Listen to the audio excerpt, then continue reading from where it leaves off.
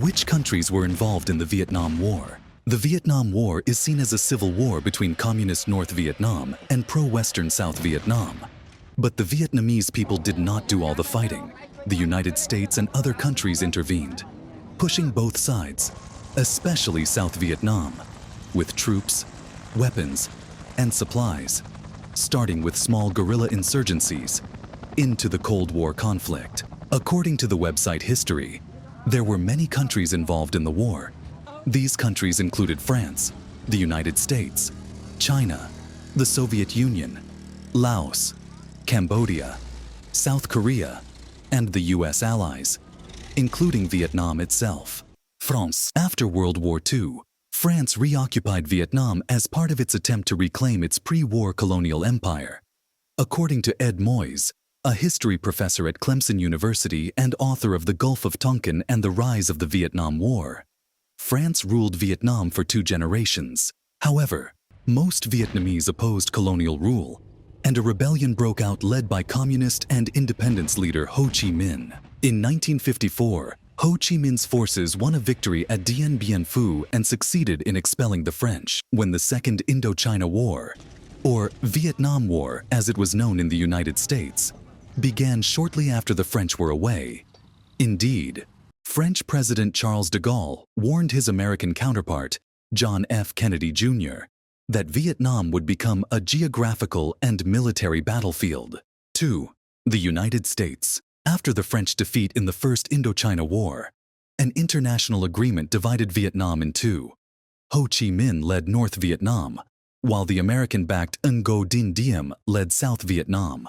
Elections were scheduled to be held to reunify the country within 2 years. But Diem, with the approval of the United States, never ran for president, fearing defeat. Instead, a communist insurgency, called the Viet Cong, was formed by North Vietnam to oppose Ngo Dinh Diem's forces, determined to prevent South Vietnam from falling into communist hands. The United States provided Ngo Dinh Diem with billions of dollars in aid and increased the number of military advisors. Pentagon documents show that Ngo Dinh Diem's regime and South Vietnam's independence would not have been possible without U.S. assistance. 3. China. The new Communist China supported Ho Chi Minh during the war with the French and continued to do so during the war with the United States, providing weapons, experts, and manpower. 4. Soviet Union. As a communist state from the beginning, the Soviet Union helped North Vietnam, with greater support in the late 1960s. While the Soviets provided some troops, their largest contribution was in the form of weapons. 5. Laos. Laos was initially neutral in the conflict, but the North Vietnamese moved troops through Laos, and Laos supported the communist insurgency. As a result, the insurgency suffered heavy bombing by the United States. 6.